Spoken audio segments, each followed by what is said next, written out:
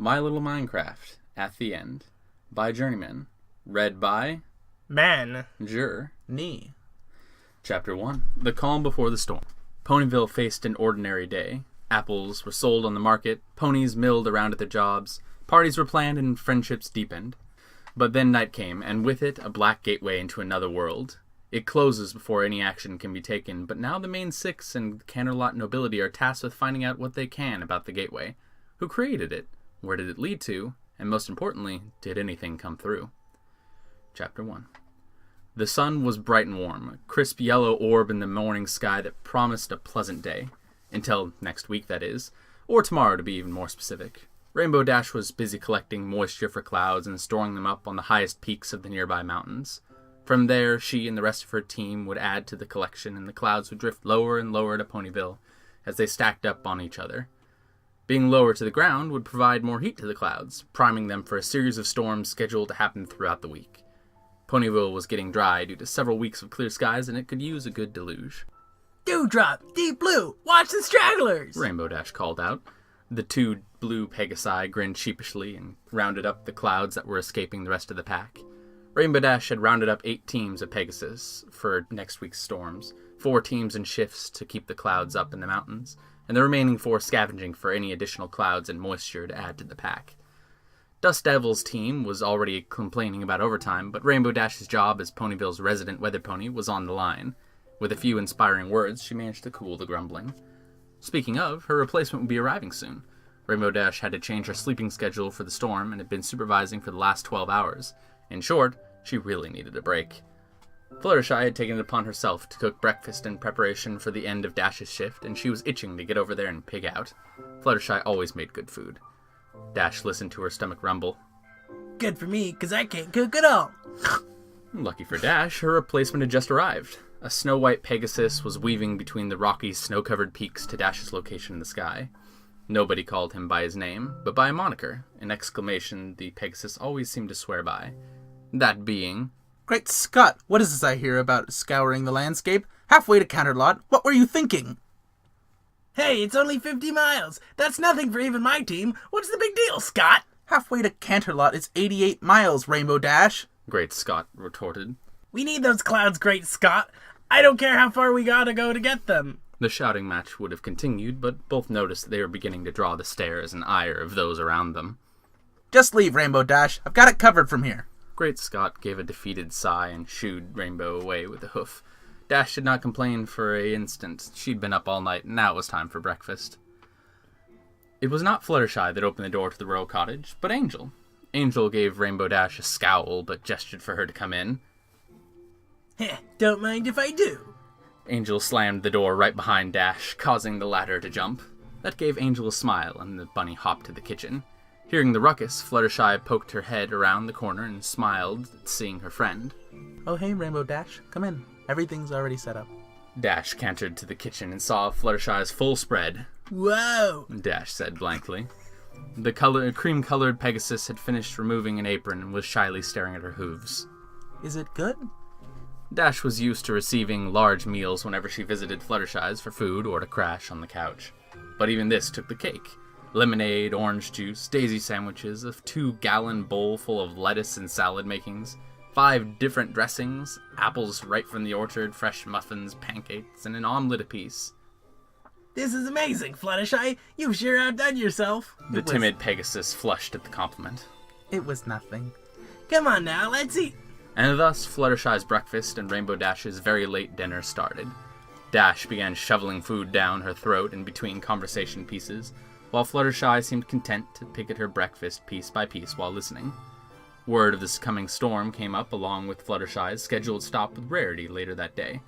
The topics degraded into idle chatter, and soon both were done with their meal. Fluttershy had noticed that Dash's eyes were drooping with every bite she took, so after cleaning up the leftovers... You know, Rainbow Dash, you can stay at my place for a while. I really don't mind after all. That's okay, Fluttershy. I can still make it back to my place. Ow! That's the cellar door, Rainbow Dash. Rainbow Dash slowly made her way up the cellar stairs, not even trying to fly up. You know what? She simpered after climbing out of the cellar. I think I'll stay here for a while.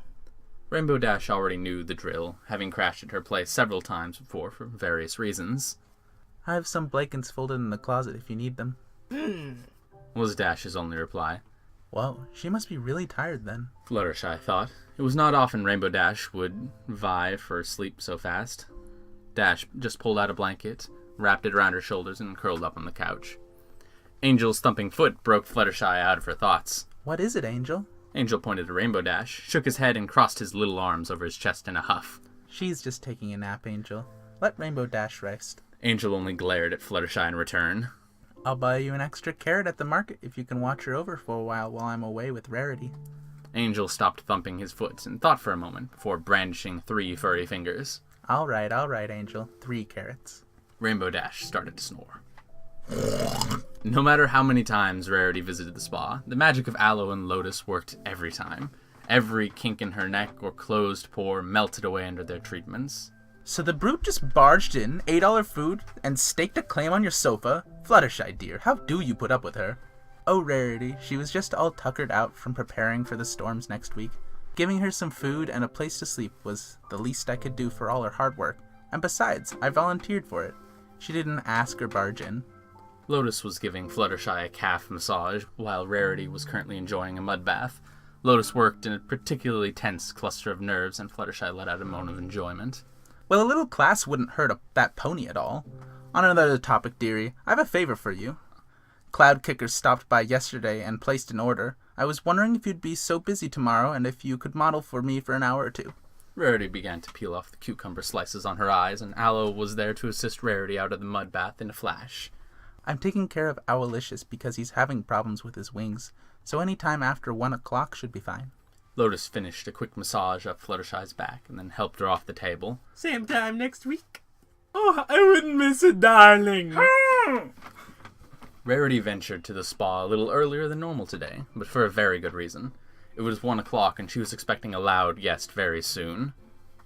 Hey, Rarity, how's it going? Exclaimed a frizzy head from the doorway. Rarity gave a smile for her guest. Good morning, Pinky. I take you here for your order now, aren't you? Why, of course, silly. Pinky skipped inside, bouncing on the tips of her hooves. What exactly do you need 2 bolts of red and blue fabric for anyways? Rarity put on her work glasses and began looking through her list of orders. Oh, I didn't tell you, did I? Pinky turned around to face Rarity. You see, Cheerley's planning to do an outdoor talent show for her students, and she wanted all the parents and friends to come too, so she asked me to set it all up. There's going to be games and exhibits and fun and food and dancing and singing. Oh, Lyra said she'd bring her lyre and play music, and I'm trying to get Sakura to come by and tell some stories. I've got an order in for about a dozen different cakes in already, and I've just got so much to do. Yes, it's going to be so much fun. I could be certain that there isn't another pony better for the job, Pinky. I'm sure your party for Cheerly will be as delightfully grand as all your others. That's great. I intend for it to be better. Rarity smiled at Pinky's declaration. If Pinky ever had her mind set on something by Tartar, she would do it. It was something that Rarity admired about the perky pony. Rarity had heard from Rainbow Dash about an instance where Pinky refused to pull a prank on Fluttershy just because she knew that the shy mare wouldn't take the joke as well as intended. The joke was harmless enough, but on the off chance that Fluttershy did take it the wrong way, Pinky canned the prank. She was fun, carefree, and lived life to the fullest, but still showed her own special code of conduct, as absurd as it may be. In her own way, Pinky was as honest as Applejack. Rarity walked over to her table to her sign-out sheet, which, unfortunately, Opalescence was taking a nap on. This was always a little tricky. Opal, sweetie, you're taking a nap on Mommy's clipboard. Opal continued to sleep soundlessly, her paws batting playfully in her sleep. Rarity gave a sigh of concentration and focused her magic on the clipboard. It became enveloped in the soft glow of her horn. Centimeter by centimeter, the clipboard edged slowly out from under Opal. Rarity had just 2 more inches left, but by then it was too late. Opal had finally woken up and wasn't too happy that it was Rarity to disturb her rest. Opal swiped at Rarity, who only just managed to dodge the attack at the cost of a few hairs. Opal, what did I tell you? Opal just sauntered off the table and jumped to the ground. Karma, however, had caught up to Opal, and she landed on an inflatable flotation device that Sweetie Belle had left at Carousel Boutique. Opal bounced off the piece of plastic and landed in an undignified heap on the floor. After a disgruntled meow and a hiss at Rarity, Opal righted herself and sought out a new place to sleep. If it wasn't for Pinky, that is. Opal was scooped up by a pink ball of self-sustaining sugar-high brain and hugged tightly to her chest. She nuzzled the white Persian and cooed. Oh, Pleasance, you're just adorable when you're angry. Opal was furiously hissing and spitting and scratching at the air in an attempt to escape Pinky's grasp. But even Rarity knew there was no escape. She smiled slightly. Opalescence would get a taste of her own medicine for once. Rarity's thoughts soon drifted elsewhere, however. Bouncing plastic. Opal's ungraceful flight set forth an idea in Rarity's mind. Idea! Pinky. Pinky dropped Opal to end the poor animal's torment. I have an idea for your funhouse, and I want to run it by you. Applejack was pulling in her weekly cart of apples to sell on the market in Ponyville Square. It was full to the brim of red delicious, Macintosh, and a few Granny Smiths. The sun was shining, the birds were chirping, and Applejack expected to sell out of apples. The days were getting hot, and apples and cider sold very well in such heat. Her cart grumbled noisily as it got stuck in a rut in the dirt road, but a heave on the cart jostled it loose. A slow, steady wind blew through the air with a gentle rush and cooled the sweat on Applejack's brow. The Earth Pony's only concern was the increased smell of moisture in the air. A storm, perhaps? She'd have to ask one of the weather ponies later so she could prepare the farm. At least Applebloom had the sense to stay home this time. Applejack hated having to keep giving away apples as an apology for the zealous filly's actions. The dirt road gave way to cobblestone streets and simple wooden homes with thatched roofs. Ponies were milling about in idle chatter, while a few were carrying on with their jobs. Morning Dew and Golden Harvest were swapping seeds and stories about their respective gardening activities. Cheerilee was heading to the schoolhouse with a fresh batch of papers, and Lyra was eyeing the candy mare Bonbon over a strawberry milkshake. Applejack had a wager with Rarity that it would be Lyra the first to take the leap and pop the question between the two. They had been steadily dating for about a year and a half now, and several other ponies had started placing bets on who would make the first move. Most couples tended to just stay at that, where there was the rare occasion where two ponies would tie the knot.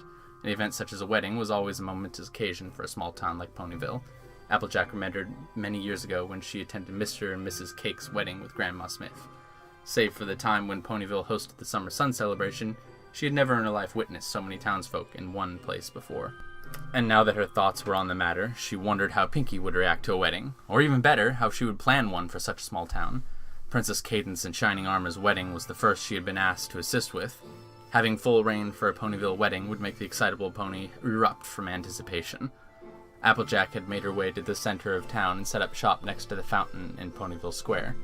Most of the food-oriented businesses were positioned farther away from the center of town, which was why Applejack always picked this spot. She didn't like to draw away sales from her friends in town, and always gave her a recognizable position for people to come and chatter if need be. It wasn't too long after the cart was open and her money pail set down that the business began streaming in. She chatted with a few of her regulars, finally discovering from Cloud Kicker that a series of storms were scheduled all throughout the week. Applejack gave a dry grumble. She really wished she had figured it out earlier from some pony, or even Rainbow Dash. She looked up at the sun. It was about 3 o'clock. Cloud Kicker said her farewells, and Applejack spotted a familiar figure walking behind the mare. Oh, hi, Applejack! Pinkie Pie bounced over to Applejack's cart. Applejack eyed the large package that Pinkie had strapped to her back. What you got there, Pinkie? Oh, this is just some fabric for parties I got from Rarity. Speaking of Rarity, she just gave me a great idea. What do you think about this, Applejack? A balloon house so all the little fillies and gentle colts can bounce around in. I can't believe Rarity thought that one up before I did. I wish I thought of it. I can't say for sure, but I plumb reckon there's not a one here. Your next party's sure gonna be in for a treat. You bet. And Applejack, how long will you be here today? Few more hours. Why you ask? Ambrosia gave me an idea after Jim Bean was getting a little too fresh with her, and she bucked an apple into the scaffold he was standing on, and it made him lose his balance and fall into a big bucket of water. So I thought, hey, wouldn't that be another great game to have at a party? So I started talking with Crafty Crate, and he said that you could build a tank where a pony would sit on a chair, and if a target was hit by an apple, the pony in the chair would be dropped into the tank. Barry Punch volunteered to dress up as a clown for it, and it's going to be so much fun, so I was asking if you have any bushels of apples and that I can use. Say what now? It had been a side project of Twilight's for some time to construct a communal calendar of events for the citizens of Ponyville, to reserve buildings and parks for social events and private gatherings. It had mostly to do with Pinkie throwing a party at every possible time around the clock, and ponies were starting to voice complaints. She had spoken with the mayor about such a project and its implementation, but she was too busy at the moment to give it more than a cursory glance. It was simple enough, but the mayor still needed to speak with the town's major businesses and make a public presentation. Twilight finished the last few details of her project and stepped away from her desk with a sigh. Spike stepped forward and started cleaning up, filing away any spare parchment and quills in their proper places across the library. You sure can't stand not being busy, Twilight. Twilight smiled at her little helper. What can I say, Spike? It's just a habit I've never shaken since my school days. You know, Twilight, it wouldn't hurt to let loose every now and then. Spike had finished putting everything away and cramming the charter into a drawer. The parchment wouldn't fit with all of Twilight's other projects and documents taking up space, so he let it sit on the desk until he could finagle some room. Oh, I do, but Pinky's parties tend to wear me out faster than my work anyway. Twilight looked at the clock on the wall. It was 7 o'clock. It was an hour to sunset, and between running the town library and her own busy work, time had gotten away from her. I'll say, that girl loves her parties. There was a quick knock at the door. I'll get it! Spike trotted over to the door and turned the doorknob. On the other side was a familiar cyan Pegasus. Hiya, Spike. Twilight here? Sure, Twilight, Dash is here! Spike called over his shoulder. Twilight cantered over to a door with a smile on her face. The Pegasus was visiting past library hours, but she knew exactly why she was here. Hi, Rainbow Dash. I take it you're here for the next one? You bet! An hour later, Rainbow Dash still had her nose in a book titled Daring Do and the Lost Sapphire of Marilantis. Rainbow Dash had gotten into the habit of reading out loud to herself, but ever since Twilight had seen the bright gleam in her eyes whenever she got sucked into a story, Twilight let her friend indulge herself. Think, Daring, think! The brave adventurer thought to herself. From a pair of open grates in the ceiling, the cylindrical room was filling up with seawater. The sound was deafening as the water came rushing in, sweeping her off her hooves and into the wall. Her wings were useless in the enclosed death trap. She could see no way to force open the doors as they were barricaded by her captors from the outside. The only ways out were the two grates gushing water from above. The current was too strong for Daring Do to escape, so her only hope was to try and loosen the grate when the water filled up the rest of the room. Her captors had left her with her satchel of supplies, believing such a small package could not aid in her escape. She still had her tools. With a little luck and a steady hoof, she might be able to loosen one of the grates and see where it leads. Her lung capacity would be tested to its most extreme. She couldn't help but smile. It was better than a boring day. Twilight gave a content smile as Rainbow Dash finished the chapter. Whenever she opened a book, Rainbow Dash became as excitable and enthusiastic as a filly with her first toy. Rainbow Dash would never admit how enthralled she became, but she let Dash have her fun and enjoy herself, even if she felt a desire to tease her friend on occasion. Twilight was instead observing the night sky with her telescope. It was a pleasantly cool evening with the stars and moon giving off a steady glow. Ever since the summer sun celebration, she had acquired a newfound fondness for the night sky. It truly was a lovely beauty with all its blacks, blues, and dashes of purple. Hey, Twilight? Rainbow Dash asked. Despite the desire to keep reading, it was past time for Rainbow Dash to leave the library. Twilight had already signed out the book, but Rainbow Dash had stopped her before closing up for the night. Yes, Rainbow Dash? How many Daring Do books are there? Daring Do is part of a joint author anthology. Dash had a confused look on her face. Meaning that any author can write about Daring Do and tell their own story about her. By my last count, there are 13 different books with 4 different authors.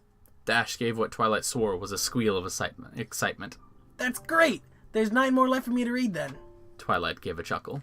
I'll place an order when you're done with that one, right? Twilight could not and would never remember what would happen for the next few seconds. After one moment, she was speaking with Rainbow Dash. The next, she was on the ground. Twilight blinked, her brain still not registering why she was lying on the ground or how she got there. She was covered in bits of something sharp and under a pile of books. Twilight blinked again and shook her head, trying to clear away the ringing she was hearing. Everything felt strange and fuzzy. What was that loud ringing anyway? It wasn't anything Twilight had heard before. Some of the shelves were knocked off their pegs and books were sliding off them and onto the floor. But why were the books hitting the floor, not making any noise? Her library was a mess now, too. It seemed that everything that had been on a shelf or elevated in any way had been knocked on the floor.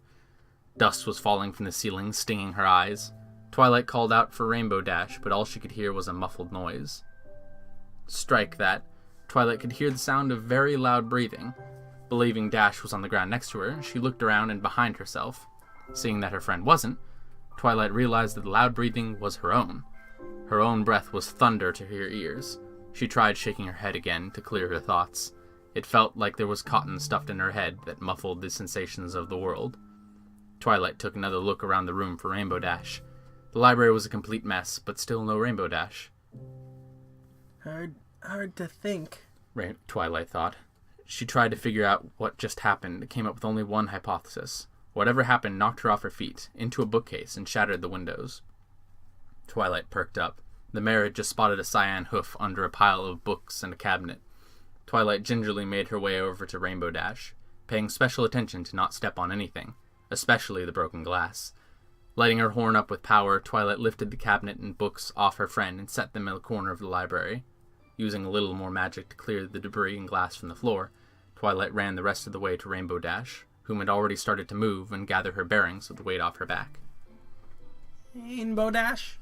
Her voice still sounded muffled to her own ears, but was coming in more clearly. Dust was falling off of Dash's mane as she looked around the room and at Twilight. Her eyes were glazed over like Twilight's had been a few moments ago. Rainbow Dash, can you hear me? Twilight's voice didn't seem to register with Dash. She used her magic to clear off her upstairs bed of debris and levitated Dash over to it. Dash, having gained back her equilibrium, started to panic at being moved without conscious effort, but settled down when she was placed on Twilight's bed. She tried to take flight, but her wings flapped uselessly in her daze. Twilight raced to her upstairs balcony to check on her Pegasus friend. Dash tried to say something, but it came out slurred and unintelligible. Dash looked ready to panic and turned to Twilight, but her friend was already there to comfort her. Twilight knew that Dash couldn't hear her just yet, so she wrapped her forelegs around Dash's neck in a gentle embrace. Dash was shaking slightly, and Twilight couldn't blame her. Rainbow Dash was a mare of action, always diving headfirst to wrangle problems with her bare hooves. Being deprived of her senses and wings so suddenly and without a noticeable cause must have been terrifying to her. Twilight held Dash in the hug until she stopped shaking. There were tears in Dash's eyes when they pulled apart. Twilight? Dash managed to say. Twilight smiled and pushed Rainbow Dash back onto the bed. Rainbow Dash seemed to understand and lay down to rest. Having secured her house and gaining back her senses, it was time for Twilight to figure out what had just transpired. She made her way back downstairs, the doorknob opening with a flash of lavender energy. Twilight ran out of the door and stopped. She found what caused a disruption inside, and it was unlike anything she had seen before. A half-mile up in the night sky, outlined with a black border, was a massive, swirling vortex of violet energy. Actually, massive was an understatement. It was positively enormous. The swirling mass stretched from the town all the way to the Everfree Forest. It had to be at least a mile wide. An unusual noise was coming from the oddity, something akin to a hushed whisper that reminded her of some of her spells she'd cast in the past, but far more ethereal. The light of Luna's full moon illuminated the backdrop of the giant portal. That's what a cursory glance suggested, anyway. Black material outlining a swirling vortex of a deep violet energy. A portal if she'd ever seen one. It was oddly shaped, too. A rectangle with perfectly aligned edges. How did it get there without anybody noticing? Where did it come from? Where did the portal lead to? What composition of magic and materials could sustain such a massive gateway? Who built it?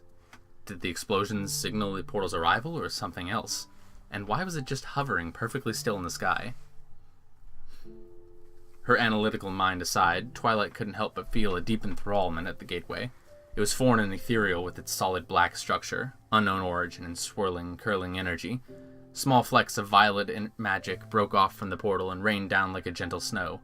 It really was beautiful. Twilight could not help but take a moment to appreciate the portal's aesthetic grace. In the past, she had taken her time enjoying walks through the various gardens and parks since she moved to Ponyville.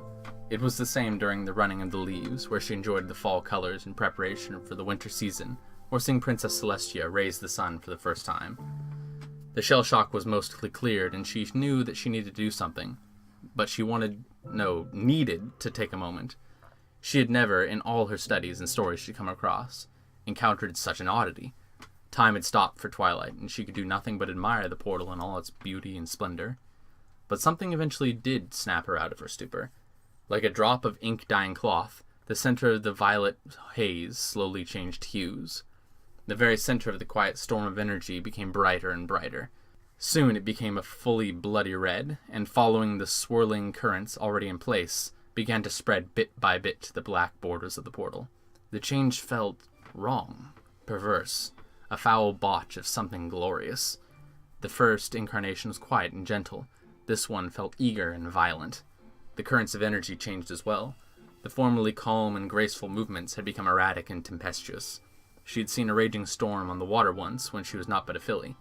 Her parents had taken her to one of the eastern port towns for a vacation, and there she witnessed a masterful display of a weather pony's art. The winds were gales and the waters black and vast.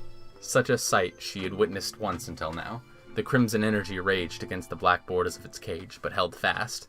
Faster and faster they raged, stronger and stronger they became. Something had to snap first. For the second time in 10 minutes, Twilight lost her vision to the gateway in the sky. A single pulse of white light detached itself like a solar flare and turned the darkness into day. For the first time, everything from Ponyville to the neighboring towns saw the world clearly in the black embrace of the night. But just as quickly as it came, it ended. The burst of light vanished, and Twilight gazed up at it once more, blinking back the spots in her eyes. But the portal was barren and empty. The raging tempest of crimson had vanished and left only a black, empty shell with nothing left to give. It was absolute bedlam at the Canterlot gates. Guards, Pegasus and Unicorn alike, were scrambling under the orders of their superiors. A cataclysmic shockwave and accompanying burst of light from the south was enough for the head of the Royal Guard to mobilize everyone he had under his command until he was, without any semblance of doubt, sure that the situation was under control. He was shouting commands, shoring up any loose ends or cracks in the Canterlot defenses that he could find, and that was only the start of his worries. Wake the Council of Magic. I don't care if you have to roll the Archmage himself out of bed. Get them here now! Shining Armor demanded to his lieutenant. Yes, Captain! 3 more guards stood at attention. Each stood tall, straight, and still as stone, waiting for an order to be given. Even though the Canterlot Royal Guard was trained better, Shining Armor was not in the mood for any insubordination from his subordinates. Shining Armor turned to the first. Assemble a team of the fastest, finest vets we have. I'm not sure we'll need them just yet, but I want a strike team ready in the off chance this is a prelude to an attack. The Pegasus saluted and was off, his wings gathering lift as he made a beeline for the barrack. Now it was the next soldier in line. You will be my liaison for the Council of Magic. Once the Council gets here, I want them debriefed on any and all information we have to share. If they have anything to offer in return, I want a report immediately. You should have little time before they get here, so fly to the school for the gifted unicorns and get permission to use their facilities. If the Dean gives you any trouble, make sure he knows I do not want to come down there. Yes, Captain! Speak with all unicorns on guard and pick their brains for anything they have learned from whatever that explosion was. Once you are done, prepare a report for myself and the princess. I don't care how insignificant the details might be. I want to know everything. Yes, Captain! And he was off to the guard towers and castle walls. Shining Armor sighed. Cadence would be waiting for him another night. This would be the 3rd night this week. At least this time there appeared to be a genuine problem. Shining Armor snapped his attention back to his duties. Now was not the time to lose focus, even for his beloved. He marched up to the castle walls as well, citizens and nobility giving their respects and asking questions alike as he passed them. He spent a few minutes reassuring them and their families. He didn't have much to say. He'd already mobilized the Royal Guard and started preparing the unicorns with any resources they might need. He assured them that, no matter the circumstances, everything would be alright. It was enough, though. The citizens he met parted with smiles and a weight off their chest. The presence of the Royal Guard and the time Shining Armor took with Canterlot's people was reassurance enough. Shining Armor began his rounds on the walls with hopes high for a report, but he knew it was too soon. The Pegasus he had sent off still hadn't returned, so all he could do was wait for some kind of report and do his job in the meantime. So he killed time on the walls, his men saluting as he passed. Incoming! Came a call from above. Shining Armor's head shot around to the soldier's call. It was one of the Farseers on the tower. Shining Armor raced to the door to the tower and began climbing as fast as possible, his boots making rhythmic thumps against the stone. He made it to the top of the tower and ran down the stone pathway.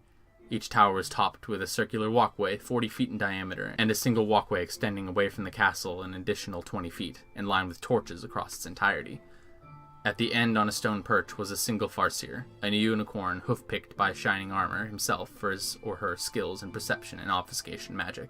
It was the job of each Farseer to observe and record any movement or action from anything they see that was out of the ordinary, magic or otherwise. This Farseer was a sky-blue stallion with a white mane by the name of Stormy Skies. Odd indeed, because that was a Pegasus name. Sky's background check came back all clear, so he supposed one of his lineages hadn't been too adherent to their wedding vows. Shining Armor had spoken with the Private Four and confirmed that his grandmother had a reputation of being promiscuous. Shining Armor stopped at Sky's side. Report, Private! Captain, a single Pegasus coming in from south, 8 clicks out. Shining Armor squinted to the south and saw nothing in the darkness. Good eye, soldier. Stormy Sky's chest puffed at the compliment. Can you make out anything else? Not much. Whoever it is, they're flying at like a bat out of Tartarus. They're flying as fast as possible to Canterlot, and... Private Skies squinted at the horizon, and Shining Armor saw his horn glow ever so slightly. Private Sky's eyes became enveloped with a thin sheen of light. It was a ghastly effect that made the torchlight reflect off his eyes like a cat. I think they're wearing armor. Shining turned his head to the side and to the captain currently on duty. Send word to my troops. Have them prepare for possible incursion. Wait! Came a cry from Stormy Skies. Shining Armor and the captain turned to the Farseer. It's not an attacker. It's one of Princess Luna's entourage. Those aren't Pegasi wings. Clear the tower! Make way! Shining Armor shouted to the troops. Everyone immediately filed to the sides and rear of the platform to make a makeshift landing pad. Shining Armor lifted his head and set a single starburst into the air. It hissed into the sky and burst into a flickering yellow light that illuminated the tower in a dull glow. The light lasted only so long. It soon began to fall back to the tower, flickering to a dull gleam as it went out. Captain! Stormy called again. Yes, that's a stallion, all right. He's changed directions. He's coming straight to us. Then we wait, Shining Armor said. It was several minutes before anything could be done. Shining Armor wasn't too skilled in farsight, but he knew enough that even he could make out the night guard after a short wait. It was another minute before anyone spoke up. He ain't looking too good. Private Sky's back was to everyone else in an effort to keep his night vision safe from the brightly lit Canterlot below and Shining Armor's starburst. Elaborate, Private, he ordered.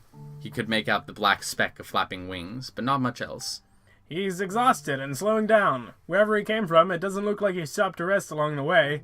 He wanted to get here, and he wanted to get here fast. He looks like he's about to fall from the sky. It was another minute before Stormy Skies spoke up. By then, everyone could see the night guard clad in his violet armor and great bat wings. The night guard was weaving in the air erratically. Yeah, he's not in for a pleasant landing. Everyone stand back! It was just in time, too. The night guard took 2 more minutes to get to Canterlot airspace, barely making it that far. He was weaving up and down in the air, keeping himself aloft by sheer willpower alone. He was only 200 feet out, losing altitude too fast for safety. Faster and faster he dropped, but the night guard's head was dead set on the tower. You two! Shining Armor pointed to 2 Pegasus guards. Help him out! The 2 Pegasus saluted and shot off like fireworks. They raced to the flailing night guard, but as they came upon him, his wings failed and he dropped 10 feet. He was close to the tower and moving too fast. Shining Armor braced himself to hear the crunch of bone against the tower walls. But the night guard had enough strength left for one mighty beat of his wings. He rose in the air just enough to clear the battlements, but his legs caught against the Farseer's perch. The night guard tumbled end over end, wings and hooves flailing, and Shining Armor swore he heard something snap. The night guard came to a stop, a mass of armor and disjointed limbs. Medic! Shouted the captain. A Pegasus raced off to fetch one from the infirmary. The night guard was a mess. He'd shed all of his leg armor to decrease the weight for his trip. He was covered head to hoof with rivulets of sweat and panting heavily.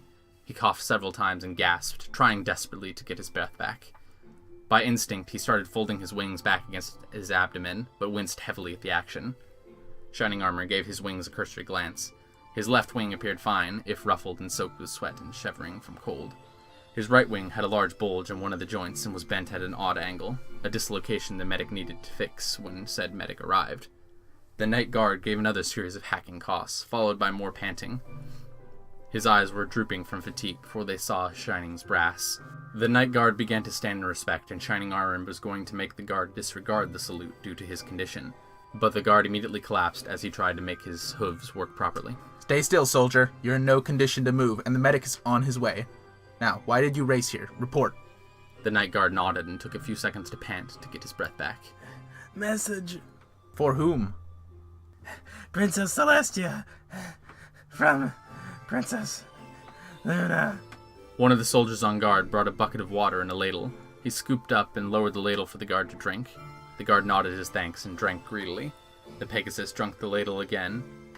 And the guard received 2 more scoops before his breathing began to stabilize.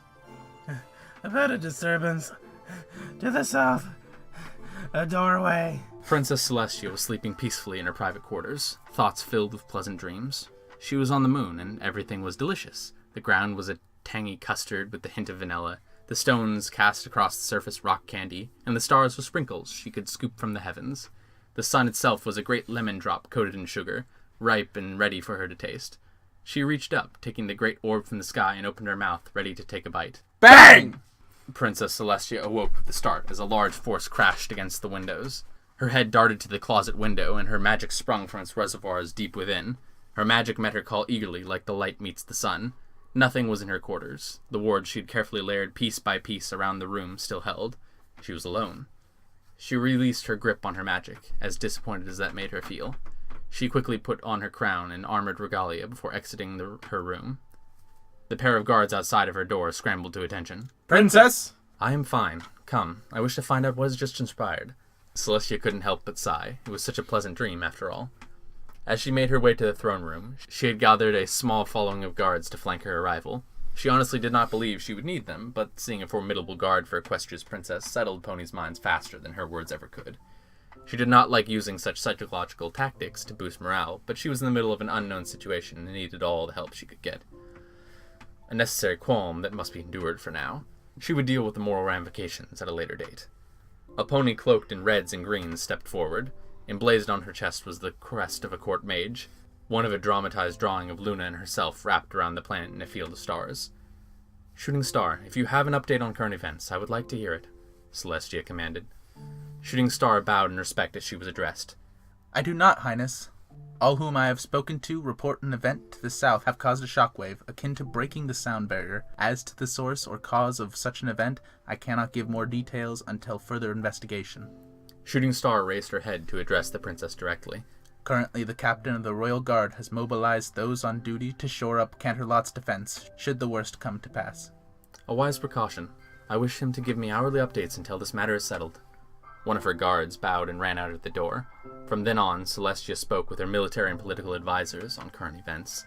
The creatures of the Everfree Forest had been growing more restless for some time now, and would need added measures to keep them in check. Then there were trade disputes between the Griffin kingdoms and the tariffs on apples. From what her reports can confirm, Griffins had discovered a means of creating a liquor from apples that had become quite popular. It had been quite some time since Celestia had indulged in liquor.